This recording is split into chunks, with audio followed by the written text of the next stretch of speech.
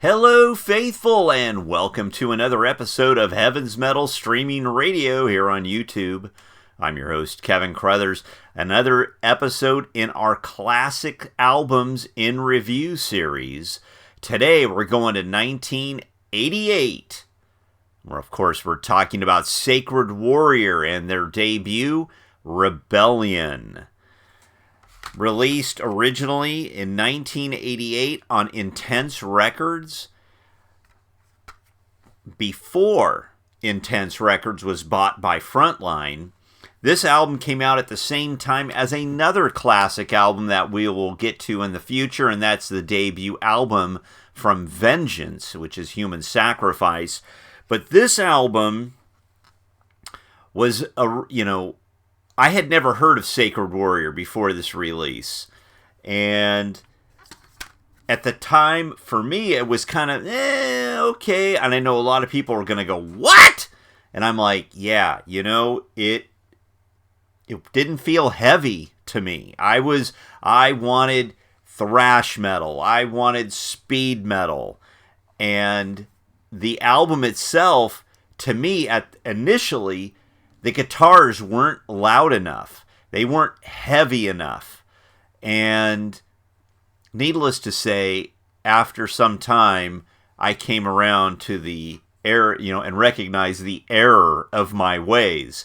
You can do that from time to time. This record smokes. It really does.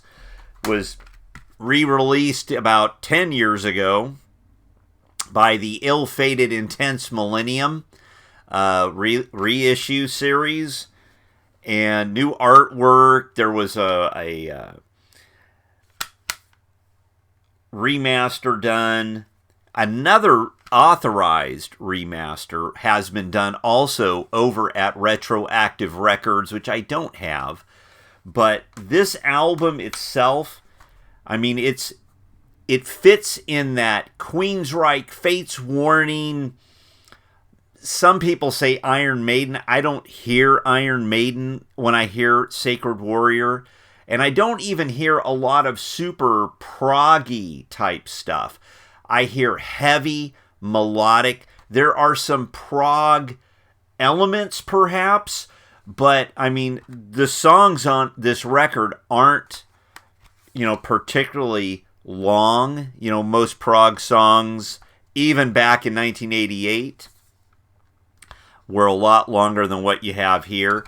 But, the guys, Ray Parra on vocals, Bruce Swift scorching on the lead guitar. And let me say, Ray Parra's vocal on this album is amazing.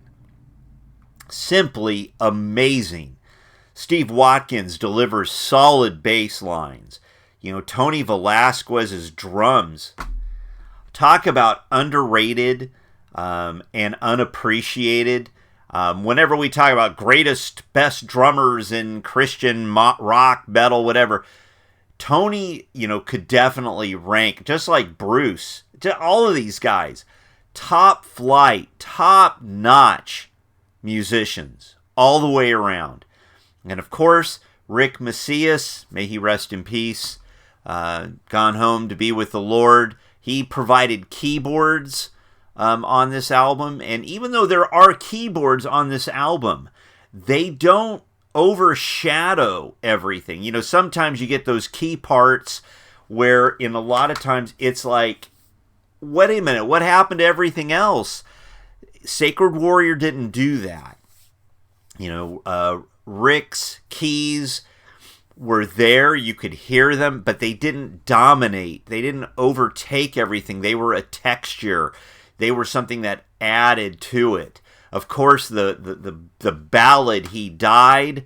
But, let's talk about it. The opening track, Black Metal, which, is about people listening to, being rebellious, listening to heavy metal. The whole subculture. Mad, Mad World. Great song. Stay Away from Evil. Another absolutely stellar tune. He Died. The ballad. Very heartfelt. Very memorial. Evocative. Children of the Light. A scorching, driving heavy metal song. Great drum work. Rebellion, the title track. Another great song with brilliant drumming. Day of the Lord and the Heavens Are Calling. I mean, you have 3 tracks ultimately. Day of the Lord, Heavens Are Calling, and Famine. All 3 of these songs in a row. Bruising, muscular.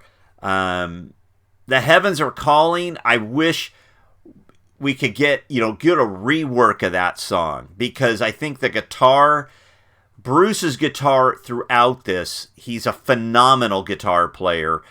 Some people say Randy Rhoads alike. I'm like, okay, Randy, he's melodic, can scorch, can tear it up when he wants to.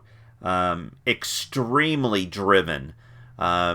It's Master of Lies, a great song. Ray's vocal on Master of Lies is absolutely a barn burner. Highly memorable. That and an album closer, Sword of Victory, an epic anthemic song. Carry on with the Sword of Victory, and it's brilliant. The only thing I don't like, ultimately, is the original album artwork. And I don't know why they did this. That's the biggest complaint. I mean, you have all these cool songs, cool photos. If you want to put a photo of the band, give me the leather jacket look. Give me something, but I don't know. I'm sorry. That's my at this point in time, my lone criticism. Produced by Caesar Kalinowski, who started Intense Records, signed White Cross, produced that first White Cross album for Pure Metal, signed Vengeance Rising. So the story I had heard, okay, this is we're 40 years later, 35 years later, was Caesar Kalinowski, what I had heard, had gone out to see Deliverance. Jimmy Brown took him to see Vengeance, and he signed Vengeance before they signed Deliverance. So, but we're talking about Sacred Warrior here. And mixed by Ron Goody, who had worked with Stryper. Mixed by Ron Goody, he worked with Stryper, he worked with Vengeance Rising, he worked with Gwar. He has a long track record of artists that he's worked with through the years. Provided the mix. This album was of the 2 that were distributed by Starsong at the time. Again, this was before. Originally, Intense was an independent started by Caesar Kalinowski. He sold the label to Frontline Records. They picked up Sacred Warrior. They picked up Vengeance and Vengeance Rising as they became. Caesar could no longer... He had like a 2-year moratorium before he could do anything else. But this album is pure heavy metal. It is just traditional, pure heavy metal with some progressive leanings. Very, very upfront in its spirituality and its evangelicalism, if I can say that correctly. And what else can be said? This album is an all-time classic, and it's a bedrock. I will say this. Sacred Warrior, for whatever reason, doesn't seem, at least to me, to get the same run, to get the same accolades. Not that, these guys didn't do this work for accolades. We understand that. I understand that. But we talk about Baron Cross, and we talk about Stryper, and we talk about Vengeance and Deliverance and all these other artists. But Sacred Warrior, Bloodgood and White Cross, but Sacred Warrior to me just seems to get lost a little bit in the shuffle.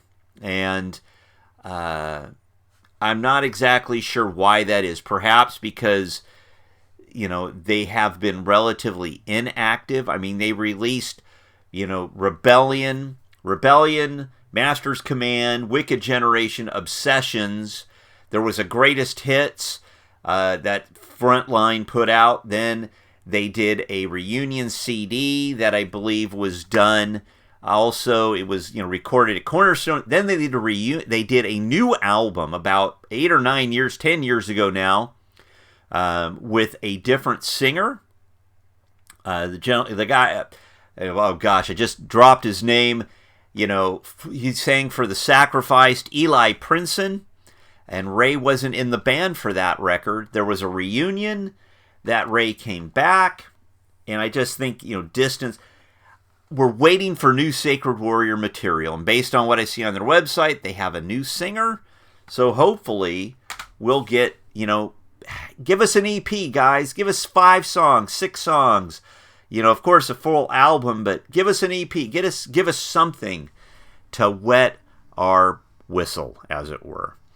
Sacred Warrior, Rebellion, an all-time classic album, and definitely deserves to be mentioned and reviewed. So check them out if you haven't already heard them. Great stuff. Even though it's good material. Hope to hear from y'all. Let me know, what are your favorite memories from Rebellion? What are your favorite memories from Sacred Warrior on this album? Until next time, don't forget to say your prayers, and God bless.